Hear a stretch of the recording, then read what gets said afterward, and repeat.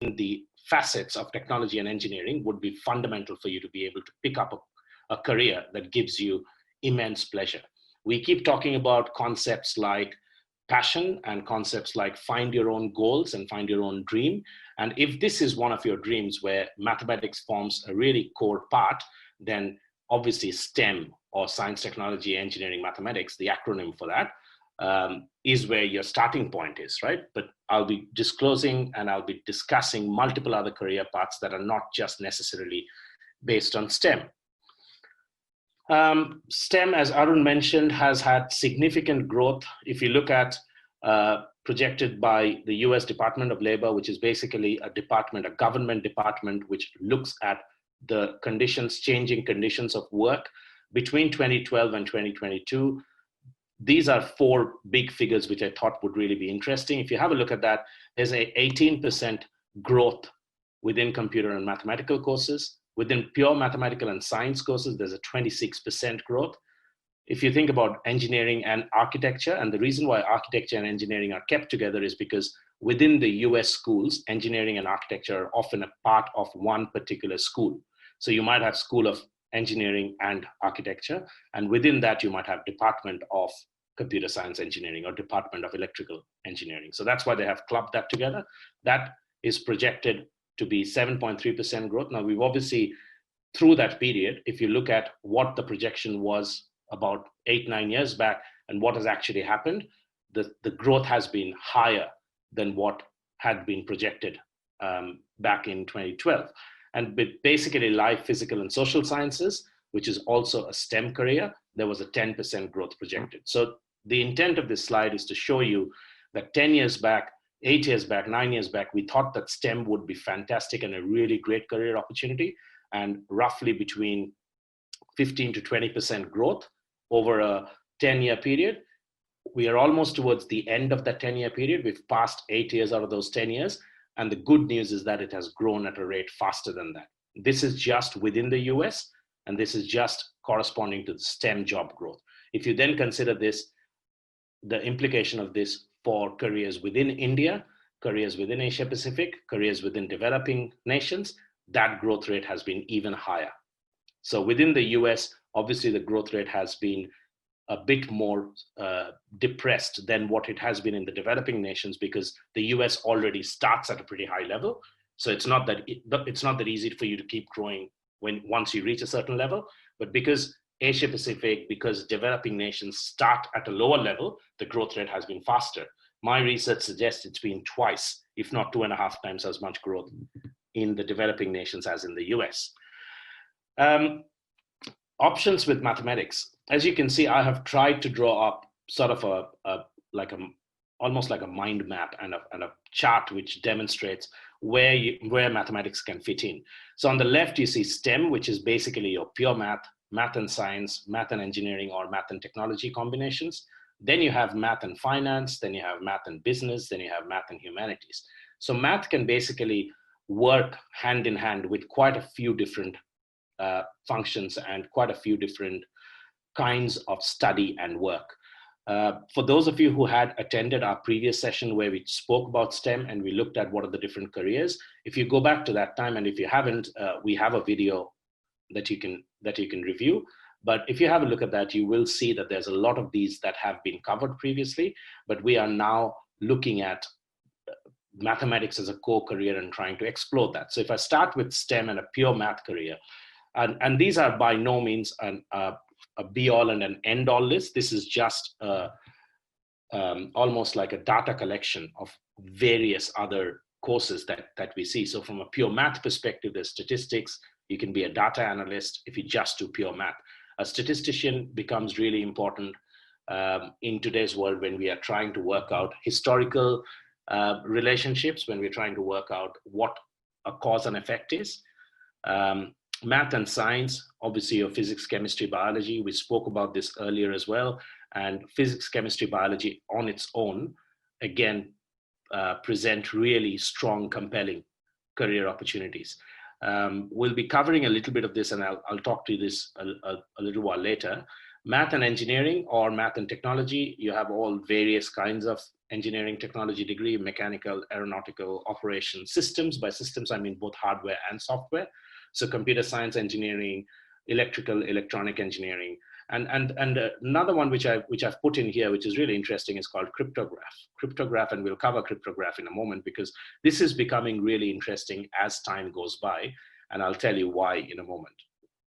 Moving further on to your right, you've got math and finance, so the basic career opportunities of accounting, banking, economics, actuarial, and financial engineering. So financial engineering is a stream of engineering where you can build financial models. So obviously you need to understand finance, and because there is a strong focus on the engineering element, the modeling element, the mathematical decision making, the probabilistic, deterministic decision trees, that's where the math component becomes important.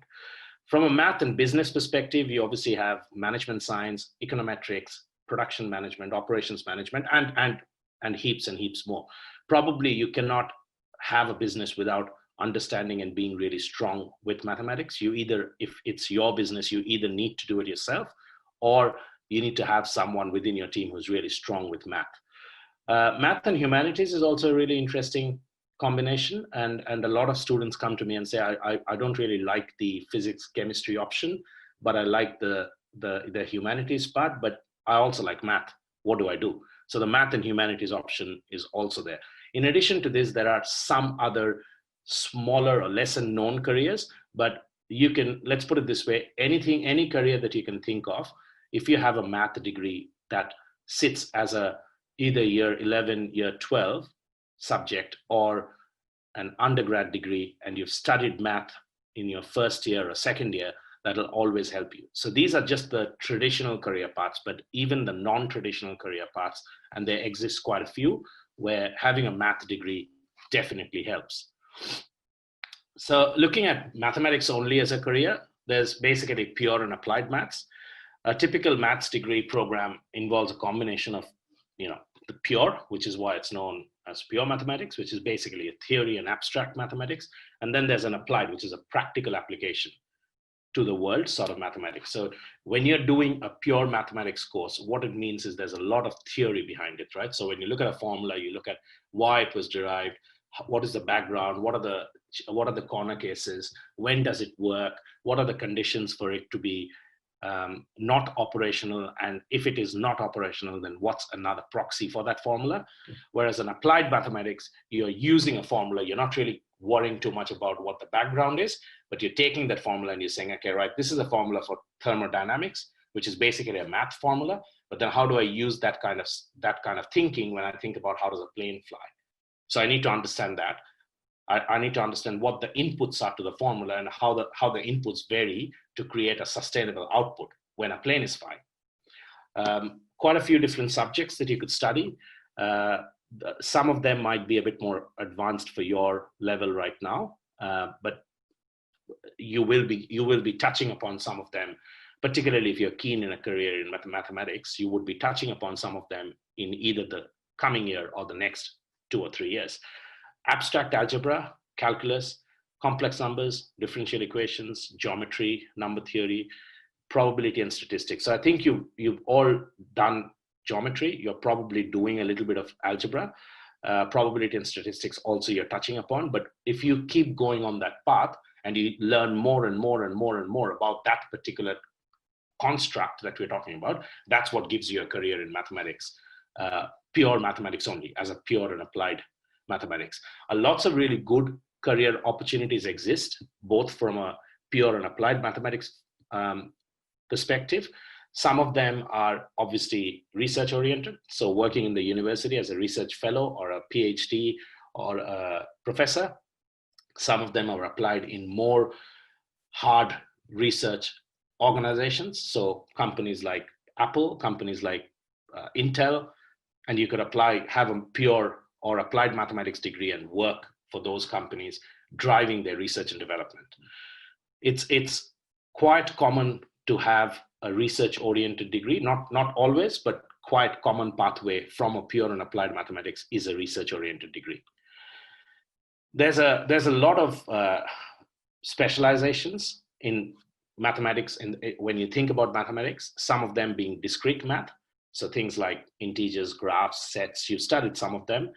Mechanics, so study of forces that act on bodies and the resulting motion that it causes. As an example, so the mechanics is a pretty vast field. It starts with Newton's laws and then it moves on all the way to Bernoulli's principle, combination of that from a thermodynamics perspective. So, but fundamental to all this is mechanics. And as an extension of mechanics is when you study mechanical engineering, which is now looking into how the concept of what you studied, basically your physics and maths, how can that be now utilized towards a mechanical engineering degree. There's another really interesting career that comes up, and I have often spoken about this career, which is fractal geometry. So fractal geometry is basically pattern recognition on geometric forms, right? So there are so many different geologists, there's so many different careers in geography, in archaeology that depends on fractal geometry. So basically what they're doing is they're trying to identify what sort of patterns emerge from geometric shapes. So things like, I've given an example of a snowflake, but it could be a snowflake, it could be a dust, it could be soil under the earth, but anything that requires you to understand the pattern. So the places where it's useful are scenarios where, let's say there's been a dust storm 20 miles away, and you need to work out what has been the repercussions of that. And then you have another dust storm that's coming up in the next 3 days. So you can predict how all of this is going to tie in. Like, how much was the destruction? Is that going to be similar to that? Depending on the geometry correlations that we have. Fluid dynamics, again, another one, really interesting and really important, particularly if you think about anything that's designed in or around water. So whether that's a submarine, to a ship, to a design of a pool, a swimming pool, to a design of sustainable cities, which have a man-made or an artificial swimming pool inside, or a water body around it. Civil engineering really depends heavily on your understanding of fluid dynamics, because every surface might have water bodies or water flowing under the surface. So how does that water react, and what are the reactions, and what are the formulas to it? Some of the other sort of not so, able to be bucketed into specializations. Computer game technology, obviously, massive career path now. I was speaking to a student maybe less than a week back, and we were talking about computer gaming technology and what the big companies are doing, and what some of those opportunities for a graduate to get in. Functional analysis, another really, really interesting career path, which is basically analyzing functions that exist, right? By functions, I mean mathematical functions. So you analyze any kind of functions that is a result of functions. In simple terms are basically an equation. An equation that expresses the relationship between x and y is called a function. So how do you use that function, and how do you analyze what that function core components are, building blocks are? Seems a bit theoretical, but trust me, the extension of that understanding, knowledge, and the way of thinking is very useful in not only today, but in the future of work. I've put in a few more, which you don't really need to go through, but just so you're aware that there's so many different career opportunities there. Mathematical biology, modeling, number theory, theoretical physics, which is an extension of what we studied, what we spoke about just a while back. Your pure mathematics. So pure mathematics can lead onto theoretical physics, and applied mathematics can lead onto experimental physics. So there's two parts of physics, similar concept, topology and vectors. So again, you'll be studying vectors in the next sort of 2 years, and then you'll be thinking, well, where can I use vectors? So mathematics is probably the one area that I still call upon in my day-to-day work within business as an HR consultant. So it's really interesting and really fun to know how all these different concepts of mathematics are used together, and in across the different disciplines and domains that you have, to give you a really all-encompassing career. Statistics, the other one that we were talking about. basically what you do is you need to manage data, right? So you collect data, you clean data, you arrange data, then you apply some kind of analysis on the data, generally followed by a sort of a hypothesis. And once you've got that, then it leads to you providing some advice in relation to decision making and applicability of the different possible strategies. So if you can think of a statistics role, you think is purely in a university again, but that's not true. As a statistician, you need to answer questions like how many hospital beds do we have, and how many hospital beds can we have? Like you think about COVID and what's happening now, there is somebody out there who's doing the analysis and trying to work out how many number of beds do we need to have in a hospital, which is in Delhi, which is in Mumbai, which is in New York. And all of this is based on looking at historical data. So you've got to collect it, clean it, make it usable, apply some hypothesis, apply some rigor, and the knowledge that you'll be called upon would be absolutely a functional knowledge, so understanding of how functions operate. Then you take that and you apply your statistical knowledge, so starting with your mean, median, mode, which I think all of you know, and then how does that move on to correlation coefficients? How does that, I mean, I use correlation coefficient all the time at work. And the reason why I do that is because correlation coefficient, or a concept in statistics, is used to explain whether a phenomenon is actually a cause and effect or is a random phenomenon, right? So as an example, if it's going to rain today, or if it's windy today, then it's going to rain tomorrow. So this is a statement, but in order for you to validate that, you need to look at all the windy days before, and you need to work out whether there's been rain the following day. And where has it been a scenario where it's been windy and not rained, or it has not been windy and it has rained. So you use all of these multiple data points, you put it into a massive system, and then you work out what is known as correlation coefficient, which is essentially correlating my cause to my effect. If my correlation coefficient is really high, that means there is a big possibility, and there are all these sort of technical terms which I'm not getting into, I'm just talking about pure concept wise. There's a very big possibility that what your cause is, or what is causing the relationship, is the actual reason for the effect. Otherwise, the effect could just be a random effect. So it's these kind of questions that you are often answering when you work through statistical problem. You really need to have expert analytical skills, and over here I've put in analytical skills and not mathematical skills. And the reason why you need to have expert analytical skills is because mathematics will form the core of this, but you still need to think of what are the corner cases, what's going to drive my analysis or my hypothesis to the next level. How do I ensure that there's all these sort of dependencies that I can check for? So analytically, which I'm sure all of you are because you like mathematics, but it's a different skill set to mathematical skill set. Obviously, you need to have solid communication because you need to be able to explain all of this in a word that people who are not mathematicians can understand.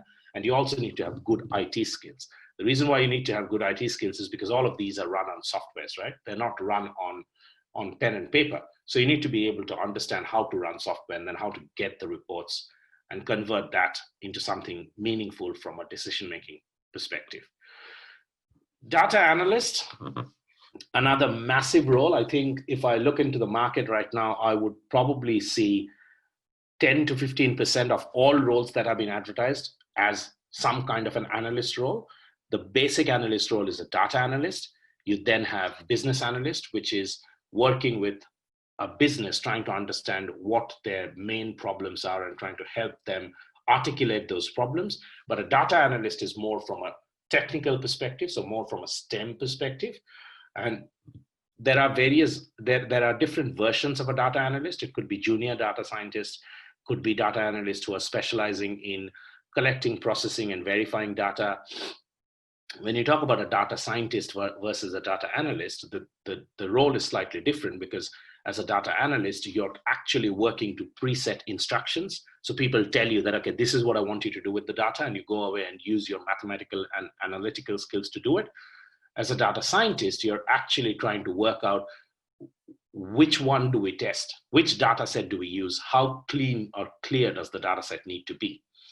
They all apply standard statistical techniques to very, very complex data, right? So By complex data, I'm talking about, let's say, 20 rows of data and 500 columns of data. So you've got really complex data. You don't know which way to go. How do you connect all of this? So it's obviously a step away from where you are now. But if you can imagine a scenario where someone gives you a big sheet of paper saying, that's all the complex data. How do you combine all of these complex data and make sense out of it?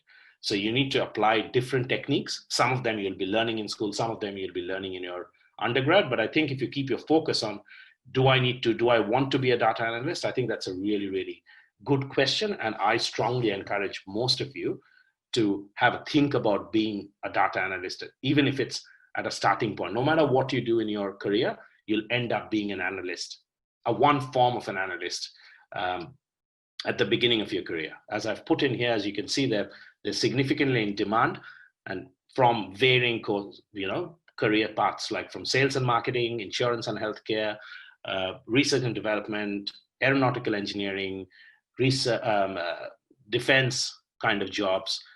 It's endless, the options that exist as a data analyst. If we then look at maths within science, so you can look at a physics, chemistry, biology. Genetics is another option that comes up, which certain schools and colleges combine with biology or as an option with biology. But you could definitely have a career in pure physics, chemistry, or biology. We've covered this when we had our session on STEM, but I'll just very briefly touch upon some of those key concepts here. You could basically be a physician physicist, or a chemistry professor, or a biology professor, or you can move into your core of what you do as a within that stream, right? So you could either move into university, or you can move into a job, or you can move into studying more about that subject. So you could, if you look at biology, for example, you can get into medical. If you look at chemistry, for example, you can get into pharmaceutical. If you look at pharmaceutical, is basically developing the drugs, right? So if you think about any company within India that manufactures drugs, there are people out there generally with a background in chemistry and biology who are coming together and designing what the drugs of the future would look like. If you think about physics, you can get into nuclear physics, you can get into aeronautical engineering, you can get into mechanical engineering, you can get into mechatronics, which is a combination of mechanical and electronics. And if you're then obviously doing genetics, then the other career pathway that opens up is working for the government. And through that, you can work through genome technology, you can work through developing, like, again, COVID, a fantastic opportunity. A lot of people are coming out and saying it's based on gene, and gene is playing a part in this. So is it truly that? For all of you who do not know what a gene is, it's basically what you derive from your parents. So your parents have their genes, and it, we keep hearing it runs in a gene. And what that means is those are things that you're born with. It's hardwired to your DNA. But then the application of studying genetics is from forensic science to detection of crime, to detection of cancer, early stage, to detection of any other kind of disease that could be genetics related. And then there are also extension of genetics where you study genetics and you apply that into your broader sort of almost agriculture.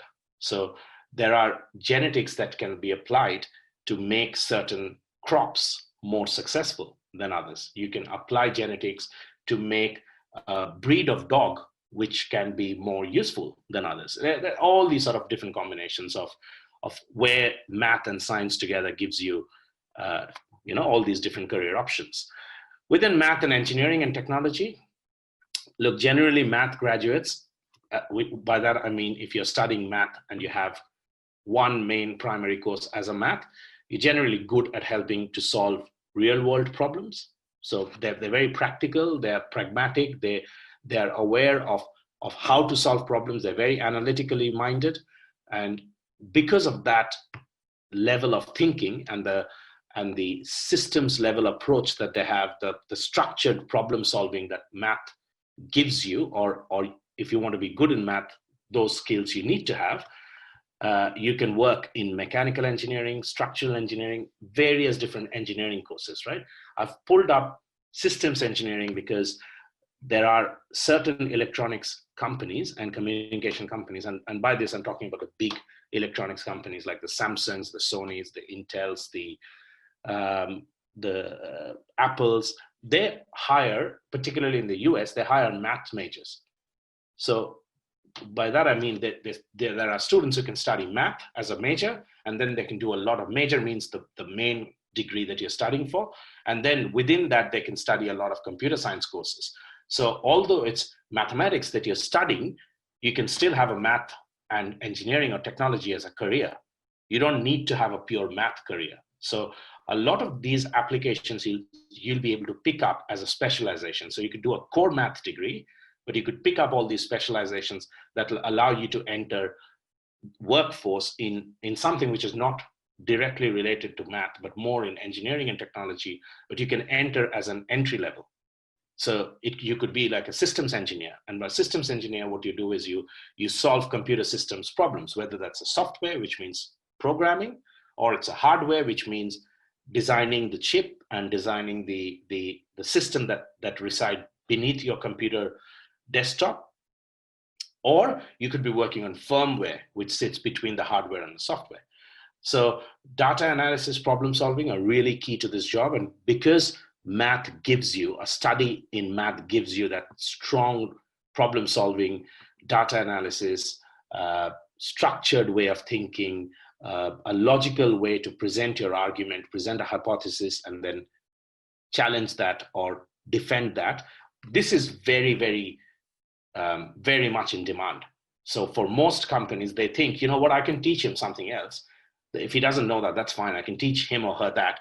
But what I need is the way in which he approaches problem solving is what I'm hiring him for. So, but having said that, generally speaking, for you to have a career in an engineering organization, it's more common for you to have an engineering course. But within engineering course, and I know that for experience because I've done not just an undergrad in engineering, I've done a postgrad or a master's degree in engineering.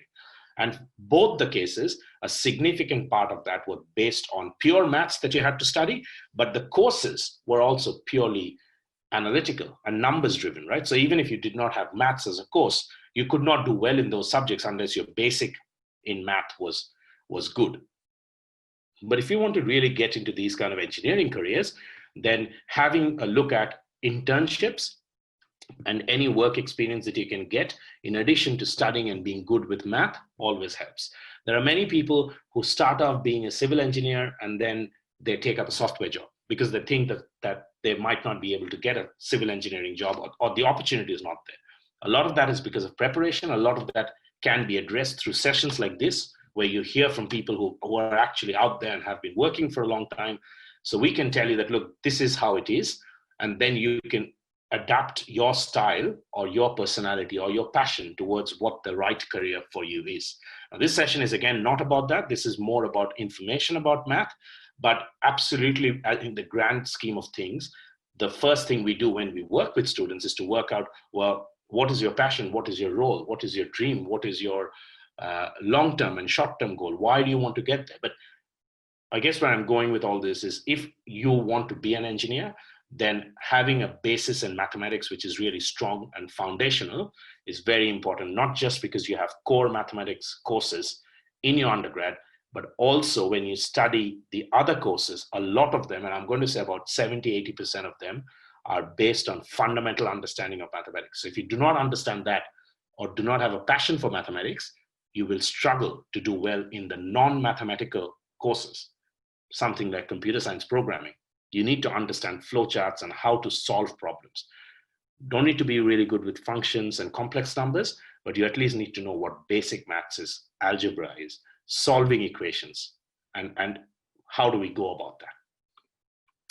Cryptography, which is one of my really pet peeves at the moment. And the reason why I say that is because I've been working with students in the recent times who just came to me and say, I want to be hackers, or I want to work with a company in the computer engineering department to stop data from being hacked. How do I do that? So cryptography is basically a study of codes, because that's what crypto means. It's a study of codes. So how do you design codes? How do you become a hacker, an ethical hacker, right? So, but I don't know if you're aware of these terms, but by a hacker, I mean someone who can break into a computer system from a remote location. So any one of you can come onto my computer system and find out what's there on my computer, right? So you steal the data. And then I could say, hang on, I want to actually stop you guys from doing that. So what I am doing is, how do I keep my data safe from potential hackers? Or it could be the other way around. You could also use cryptography for cable companies. So you know how telecommunications work. So there's a signal that goes out, and then that goes through big cables, fiber optic cables. But you cannot just send data through the cable. You need to encode that signal. So what are the ways in which you can encode it? So generally, signal gets converted into digital signal, so 1001.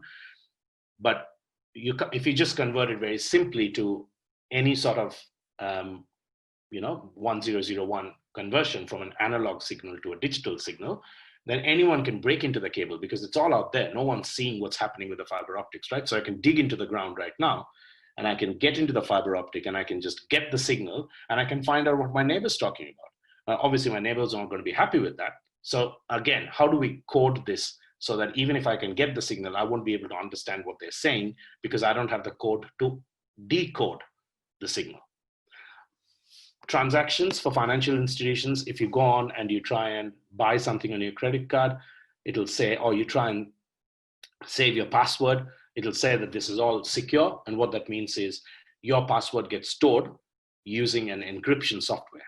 So there's something that converts your password, which is your, let's say your name and your date of birth and your pet's name. It converts all of that into jumbled up garbage word, which nobody else will make sense of, but the software knows how to unscramble it so they can get a proper value out of it. So they can store it and then they can retrieve it without anybody external finding out anything about this.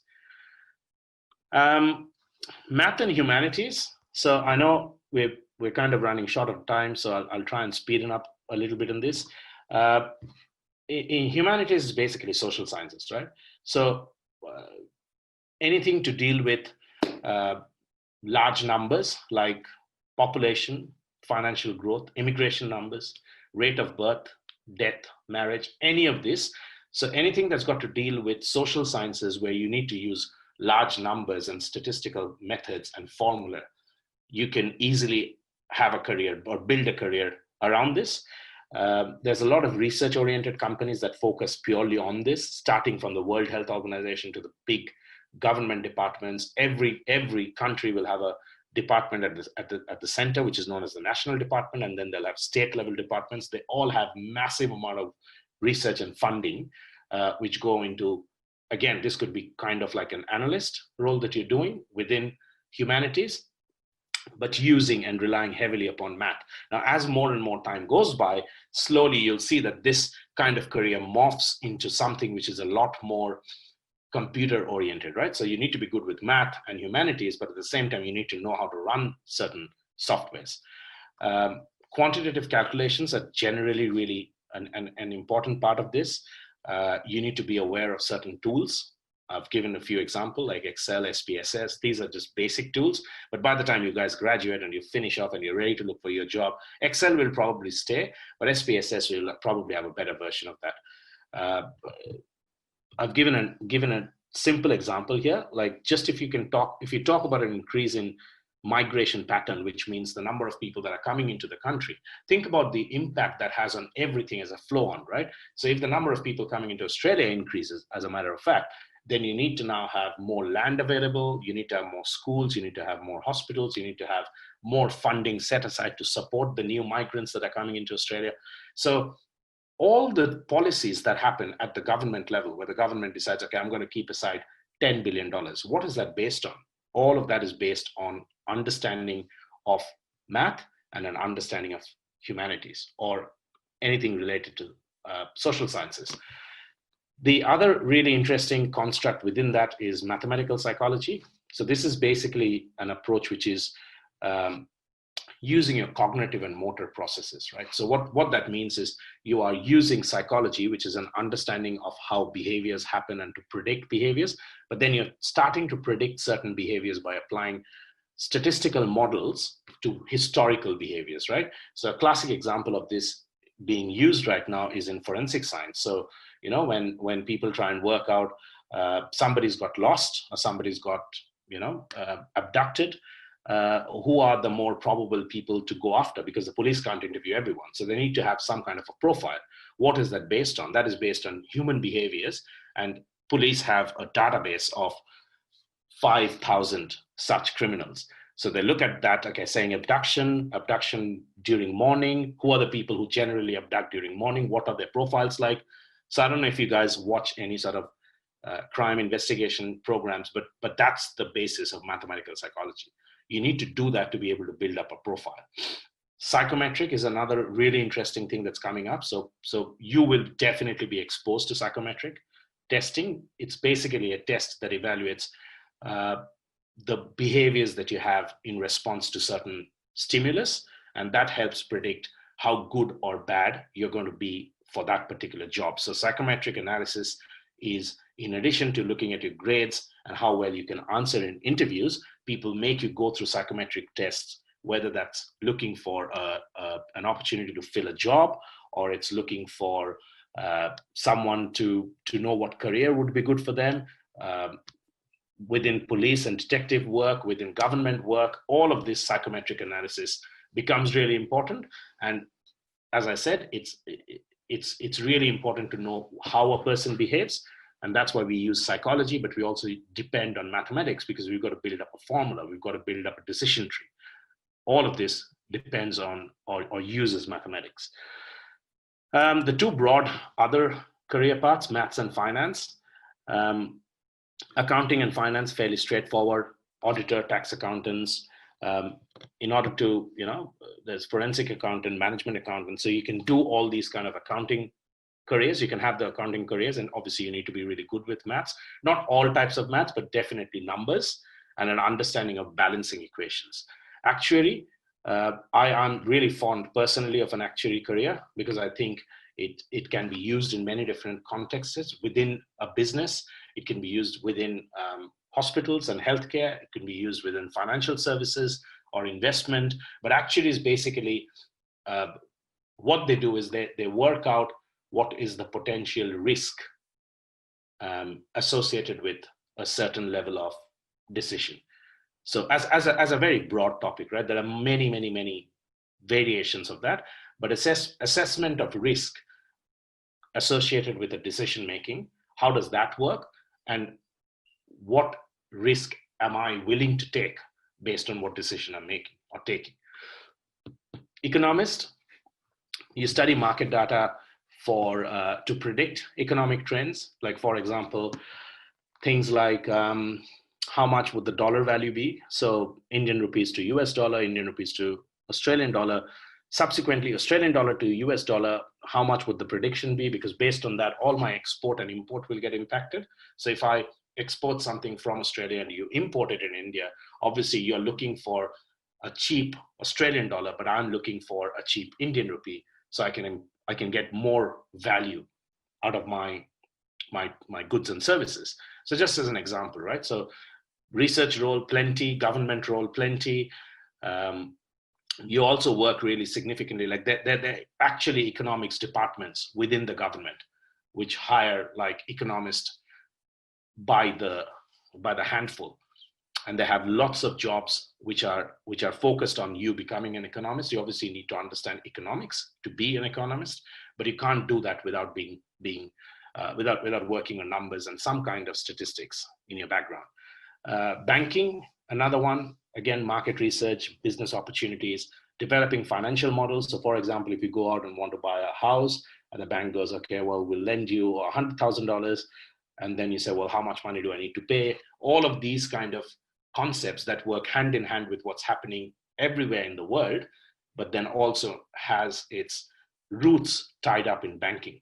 So investment banking, which means basically banking, a division of banking where people invest, where the bank invests money from someone into an opportunity. So they could either so I could go to the bank and say, okay, I've got this much money, I want you to invest that. And the bank looks at that and goes, okay, that's a lot of money. I'm going to take part of that and invest it in share market. I'm going to take part of that and invest that in property development. I want to take part of that and invest it somewhere else. So all of these kind of decision making, you obviously need to know how much to take and where do I go and what's my result and why should I do that. So there's market research, there's understanding of how different investments react with one another and have been reacting over time, which one is a good investment.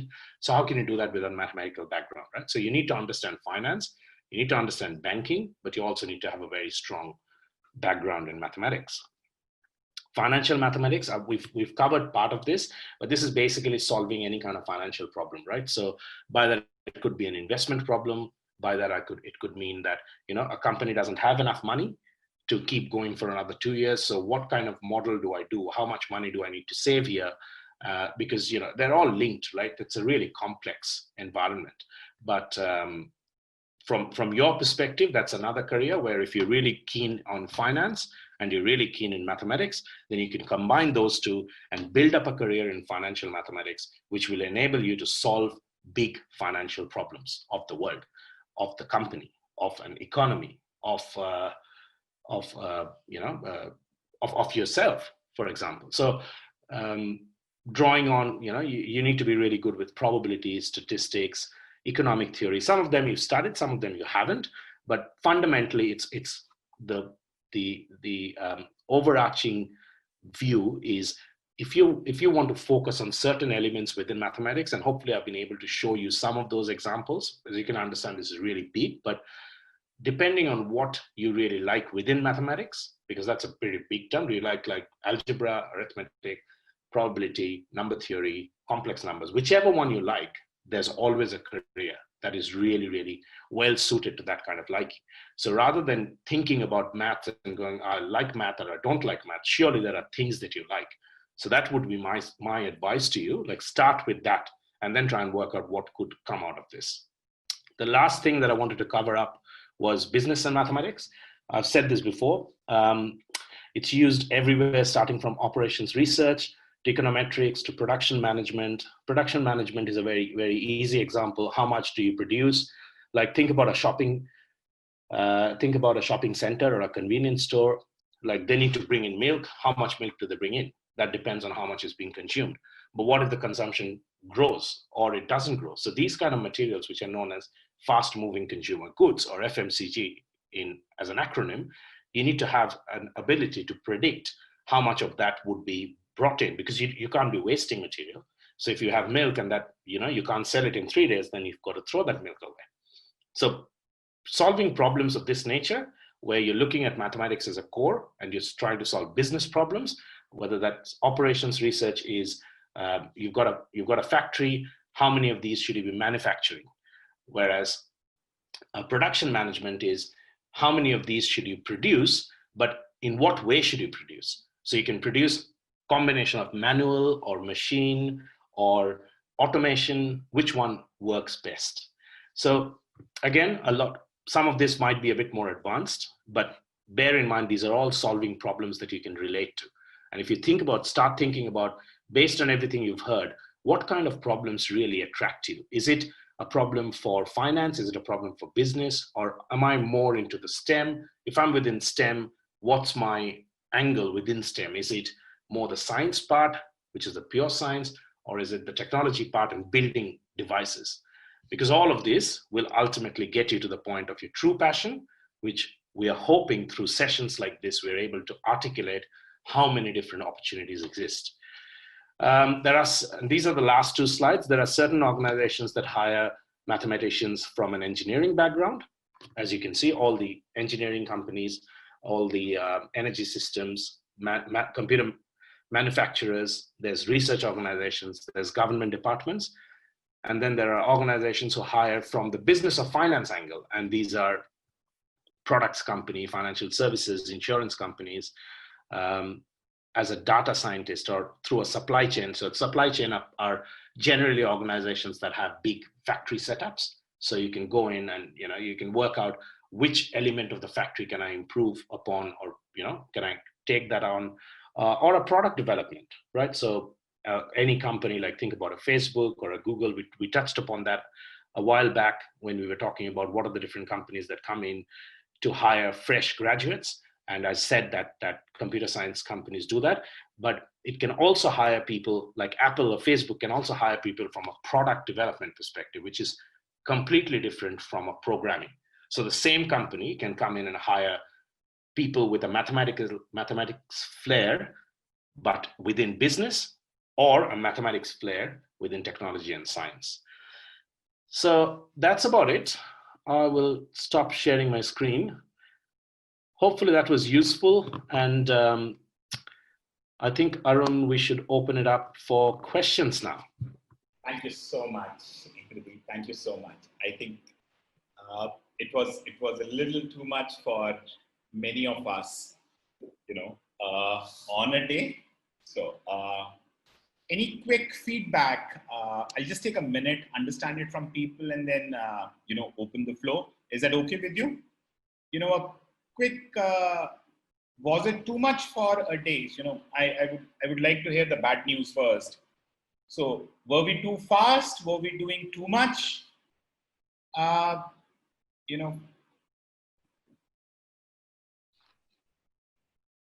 Okay. Okay. Okay. Is there anything that we can do to improve this session?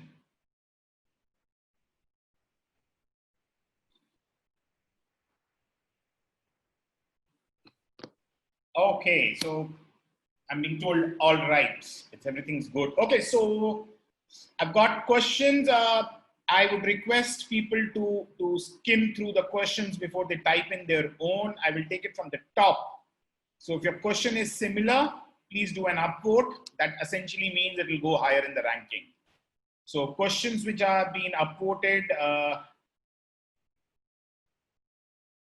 will probably be taken up first. So, purely based on the popularity or, the number of people getting benefited.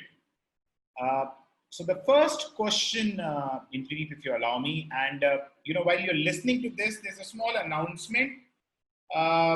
We are trying to experiment, and I'm choosing my words carefully. We are trying to experiment and have created a channel, a WhatsApp channel for students to join in. Only if you're a student or a parent that you should join this channel.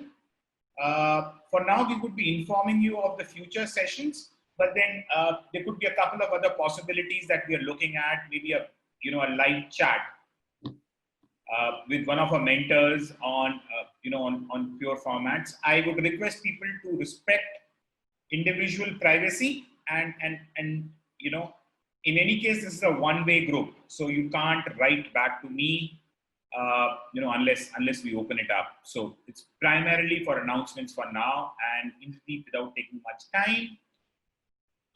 The first question is, can you attempt to get into the finance industry immediately after an applied maths degree? Yeah, Arav, really good question. Absolutely, you can. Finance industry is a really big industry, and if you think about colleges where these kind of companies come in to recruit, you're looking at either a science or a technology kind of organization, college, and because of that, there are finance companies, there are banks who come in and hire people with a math background. It would be good if you had studied a little bit of math and finance, not mandatory, but obviously those students will get a preference. And if you haven't studied finance, and you want to get into the financial services industry, I would strongly recommend that you do some pre-reading on your own, and you can do a lot of this through the internet. Okay, so that's the next one is,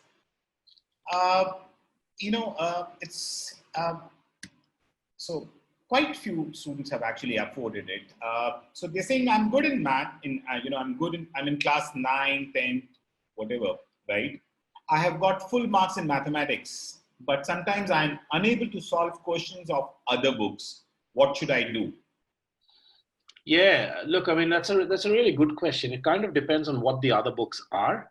I mean, surely if you're not able to answer the questions from the other books, either these books are not at the right level for you, or you have not studied the concepts that have been covered in the book. I would probably ask the question back to you saying, are you not able to solve similar questions on similar topics from any other book? Because generally speaking, if you're doing well in math, it goes to show that you've got a good mind and you're able to address questions appropriately. So if you're unable to address any other questions from any other book, perhaps have a look at whether the level is at the same level. You don't necessarily need to solve all questions. You don't necessarily need to be really good by addressing all different kinds of books. You're probably better off focusing on a few key structured approaches and make sure that you're doing the right level of math. By that, I mean, don't try and push yourself too hard. Make sure that if you do 5 questions, make sure that you understand those 5 questions really well, because that's what is going to be building over time. It's not whether you can do an Indradeep question from physics before your IIT, or you can do a really complex year 12 book. It doesn't matter. You will eventually get there, right? All of us go through year 12. So when we do, you should be able to do it. So focus more on the basics rather than try and do so much.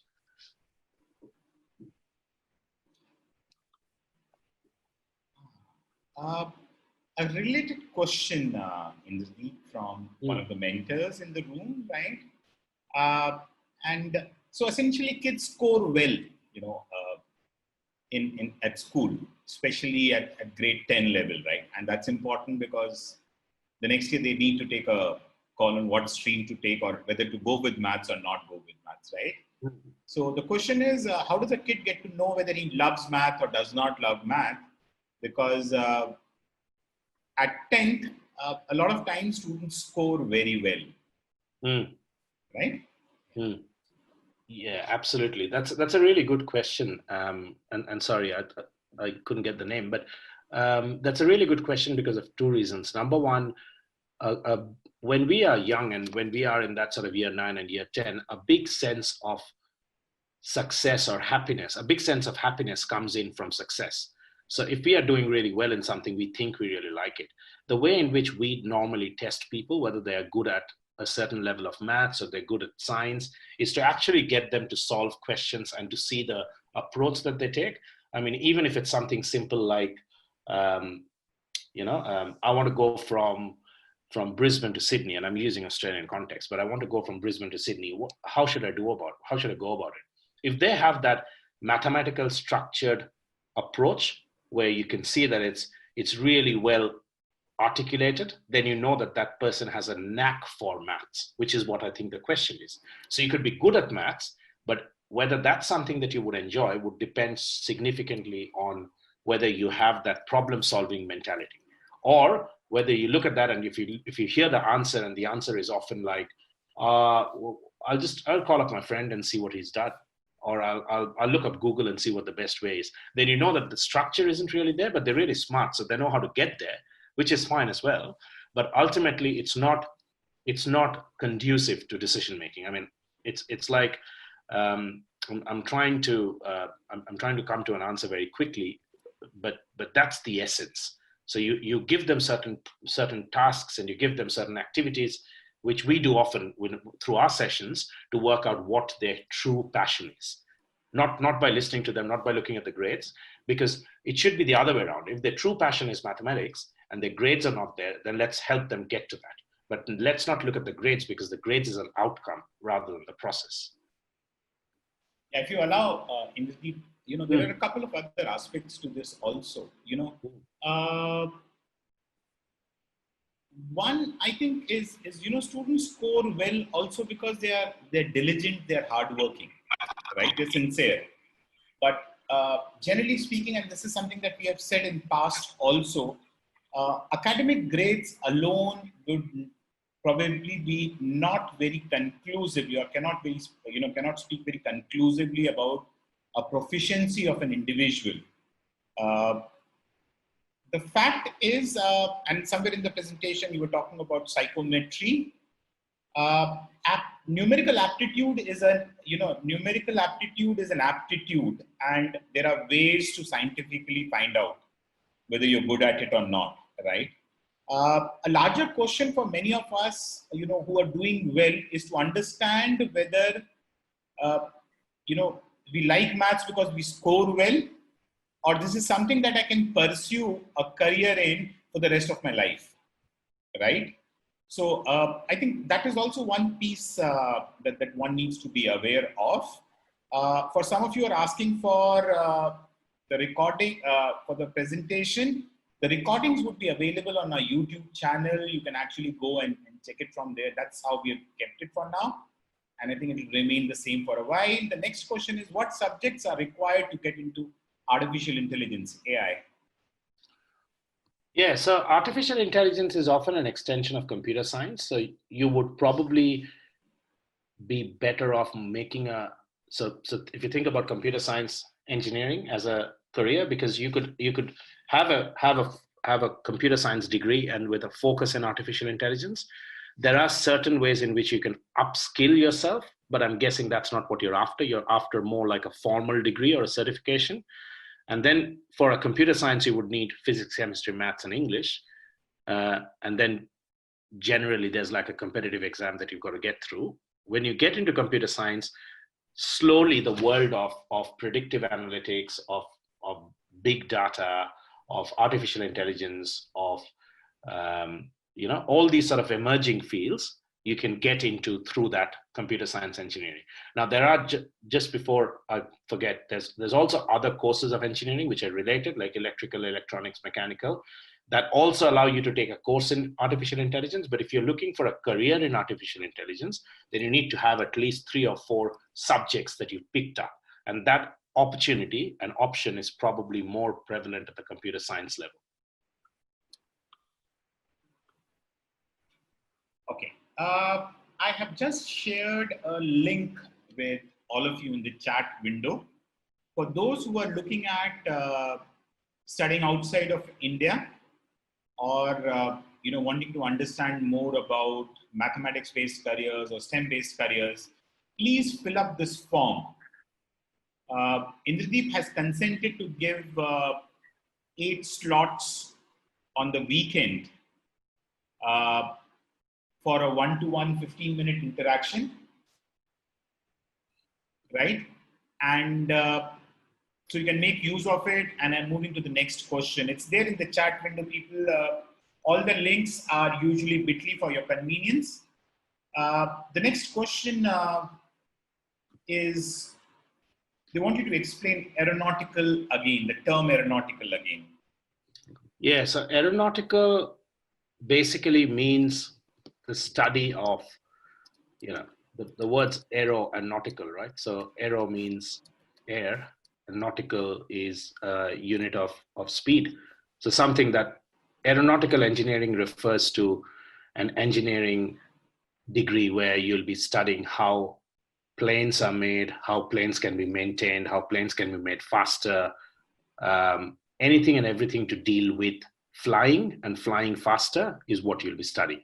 It could extend on to an aeronautical engineering degree with a specialization on space.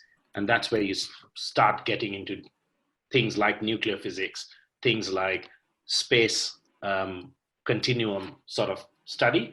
But broadly speaking, aeronautical engineering, wherever you hear the term aeronautical, you're talking about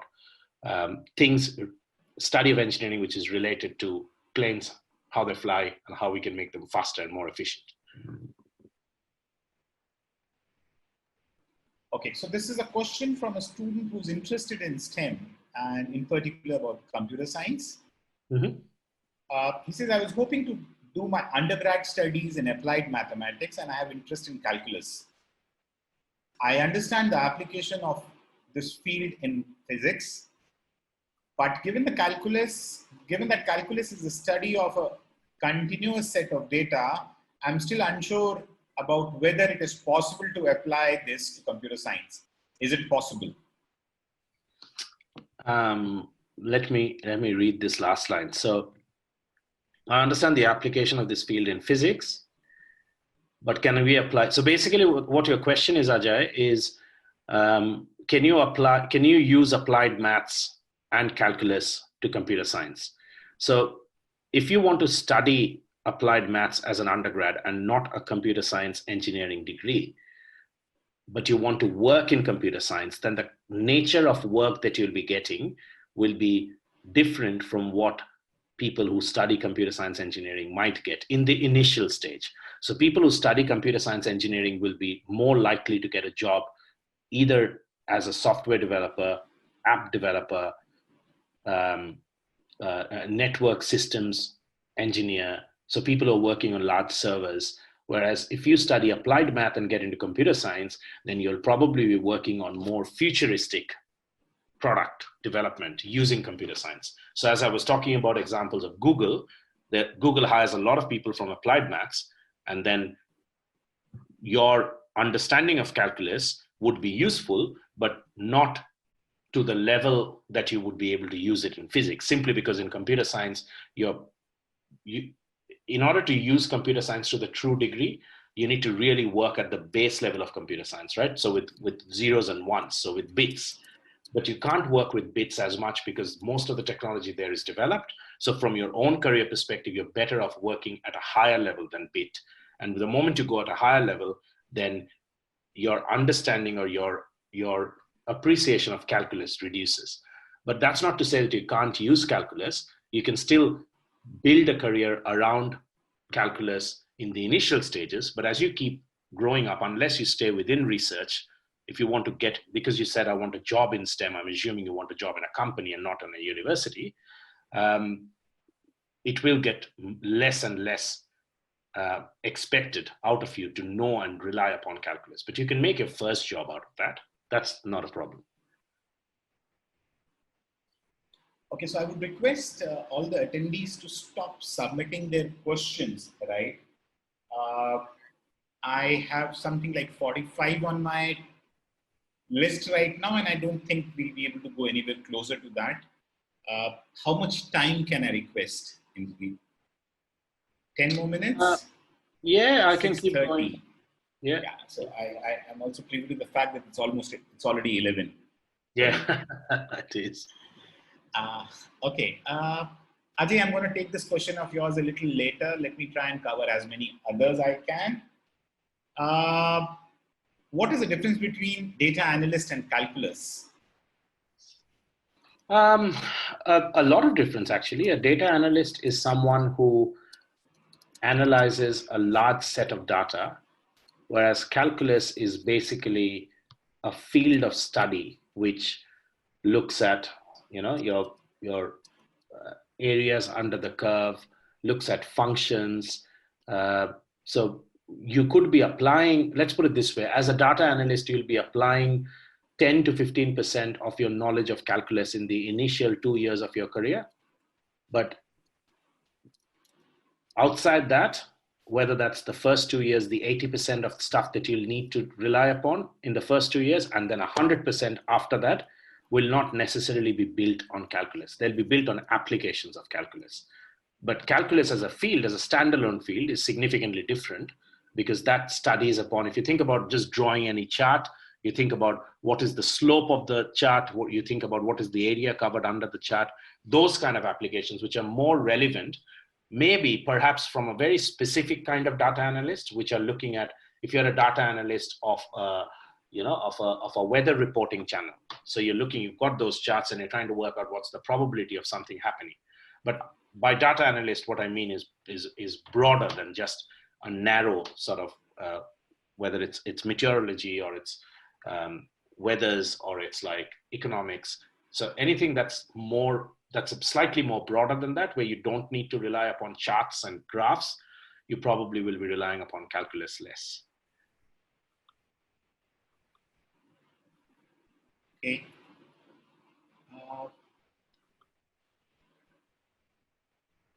Could you please share some details on reputed mathematical institutes in Chennai to get undergraduate degree, also the admission process in the high level? Arya, I'm afraid, most of the experts that we bring in here they would probably help you understand more about a career, right? So why don't you write to me if institutes are what you're looking at? Usually I will also take my own sweet time to revert back on this, but right now it will be difficult for us uh, to give you information on institutes, right? Is that fair, Indradeep?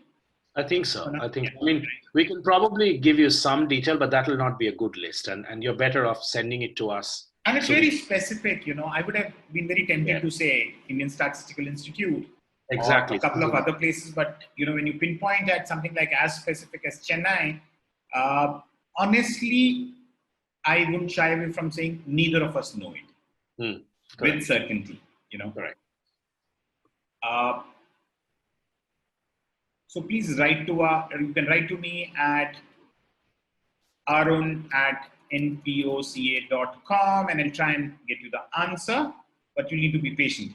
I'm planning to take engineering as my career, more specifically aeronautical engineering, and according to my research, you need to,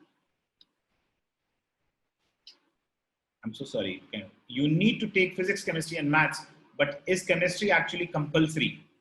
I know there are many fractions under aeronautical engineering, but I believe only the jet propulsion fraction requires chemistry.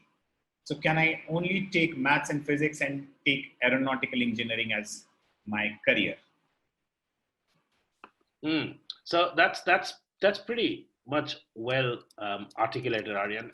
The response to that is depending on the course that you're taking, because you've mentioned jet propulsion, I'm going to say technology or stream, but not always. So there are many other places where you might have to rely upon understanding of chemistry. If you ask me, broadly speaking, physics, chemistry, maths is what is a more common option. But if you just take physics and maths and apply to a really narrow field within aeronautical, but you can't really do that because eventually you'll be getting an aeronautical engineering degree, which means that you would have to study subjects, and some of them would rely upon your knowledge of chemistry. So this question is from Tanisha, and I think this is kind of repetitive, Tanisha. Tanisha is interested in maths and physics and has developed interest in business and economics, and she's trying to understand the career options that are available to her. Would you like to sum it up, or I think that's also similar to the next question where it says, is maths necessary if I'm taking business and economics, from Shreya? Yes. So look, I mean, business and economics is a very common field. It's a really, really strong and well emerging field. My advice to all of you who are considering taking a business and economics is to focus on maths, because you would struggle to get through. Even it almost doesn't matter, because there are some colleges internationally that you can get into a business and some, not by no means a majority still require math, but you could get into some colleges internationally with a business and economics without having math or liking math or wanting to do math. But you will struggle from the first course till the last, because you cannot, like in business there would be courses on decision making under uncertainty, and that'll be really advanced math. So things where you are doing probability distribution, things where you're doing, calculus, for example, could be used very well over there. Solving functions, solving equations. So if you want a career in business and economics, I strongly recommend that you think about having maths as one of the core courses. Not only is it a necessity, but also you couldn't do well in your business degree without a math course. Would you like to take the last question and of your choice? My choice. Okay. So I'm trying to think of something that would be helpful to the most people. So there's this question from Kushneen, which might be interesting to most people because it's fairly generic. So it says that I really can't pinpoint which subject channels my interest as of now. My interest level in various subjects keeps on fluctuating. For example, one day I really like English and the next day maths. In this scenario, how do I make a career choice? So Kushneen, I think that's a really, really good question. And we've probably addressed this earlier in one of the earlier questions, but I'll just reiterate this because I think this is going to come up in many more of your minds as you either think through the session or you revisit this or you look at the video. And to me, the big question is, if you were to take a career in something or pursue a career in something, it has to be from a position of passion. If you do not have a position of passion and a total understanding of what you're getting into, you are more likely to make a wrong selection. So if you are unable to find out what your passion is because you are trying to work out what you're good at, as Arun mentioned a while ago, and I think we discussed this a while ago, it's not feasible for you to look at where you're getting a good grade and trying to work out whether that's your passion. It depends on what within that subject attracts you. So an understanding, so attending some of these sessions, asking questions, talking to people, getting expert advice, this is how you can slowly unravel what can I expect on a day-to-day basis, right? So something like a business analyst or a data analyst, what do they do? So they turn up to work, they get their cup of coffee, they sit down, what do they do after that? So unless you know what they do on a day-to-day basis and whether you would enjoy doing that, that knowledge is also important. So the more that you talk to people, the more that you stay broad and be cognizant of what works, what doesn't work, and then things like psychometry assessment, reading about whether you actually like solving problems or reading books or writing an essay or discussing with people, or you're more extroverted. All of these things are what will give you the answer to what's your true passion.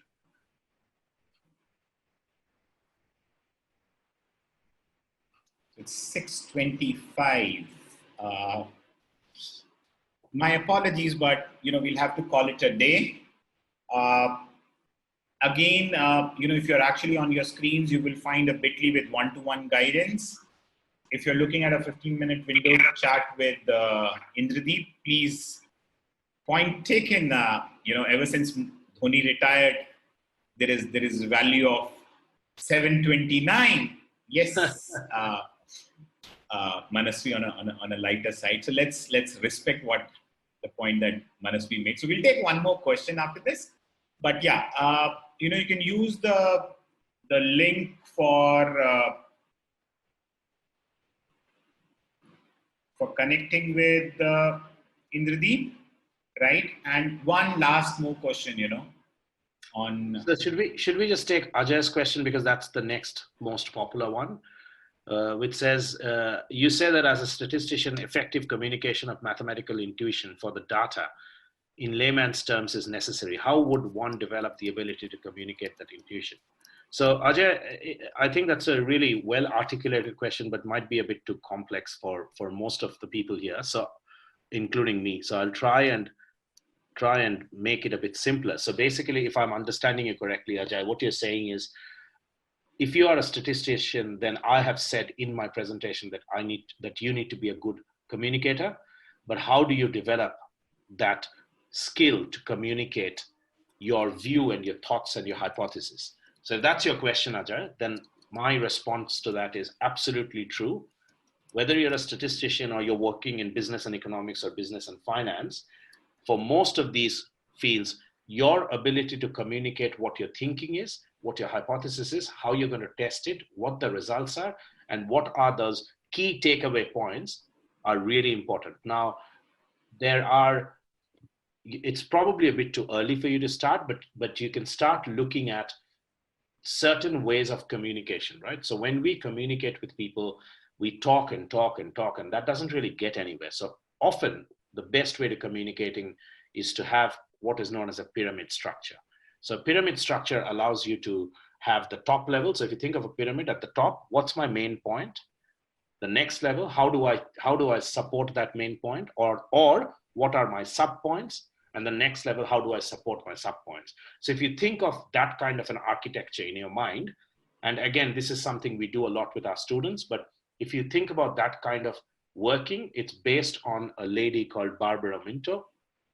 She was really good at pyramid thinking, and that's what most of the big consultants, most of the CEOs, they use that kind of pyramid thinking when they want to articulate really complex sets of data. So they've got, let's say you want to explain what's there in 5 or 10 different pages, but you can't do that because the person you're talking to will only give you 1 minute. So how do you capture all of that? That's a skill that needs to be learned, and that's a skill that needs to be practiced. So as a statistician, you will be learning those skills in college. I'm hoping. If not, there are always these kind of programs where you can get some external assistance to help you articulate and frame those questions. I am sorry, but I'm kind of repeating this way too often. You know, Jivitesh has been, Jivitesh, if you are around, please raise your hand.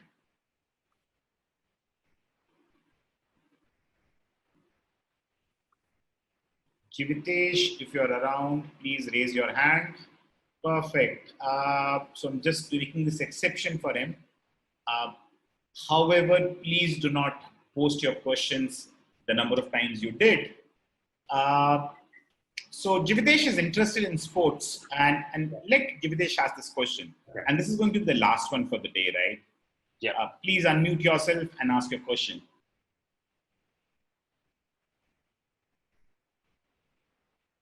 I think you need to unmute yourself. Yeah. Yeah. Hello. Hi. Hello. Hi. You've got mute again. So let me ask for Jivitesh. Yes, sir. I'm here. I'm here. Okay. Go ahead. What's Sir, your question? I'm interested in sports. Okay. And I also scored well in physics and maths. Okay. So what should I choose as my career of my life? So when you say you're good in sports, what sports are we talking about? Sir, cricket. And when you say good, what do you mean by good? Like if you could define good, like is it playing for school, Under 16. Under 16. Yeah. Under 16 of what? Of the district or school or state? District. Okay. So look, I mean, if sports is your true passion, then I would say follow that. But you just need to be aware of what the probability of success is, and what by that I mean how hard or easy is it for someone to make a career in sports. I'm not saying it's hard. I'm just saying you need to be aware of that. But you can't do both, because sports, you're now in under 16, it'll come to a point where you have to select whether you go and pursue your sports with more passion or your studies with more passion. My personal example is all of the people that I knew who had played, even India, under 19, under 18, they did not take the risk. They gave up the opportunity and then they went and studied. They are doing reasonably well now. They are well settled in places like Singapore, in UK, some of them in Australia, some Canada, some US. But but to them, they will always have the frustration of, if only I had done this, if only I had given it a chance. But if you really want to make a career in sports, you're looking at practicing anywhere between 3 to 4 hours a day, and then on the weekends, right? So that this becomes really hard for you to sustain a career in sports and in studies. So you almost need to look at what your fallback options are. A lot of us need to take the decision for ourselves.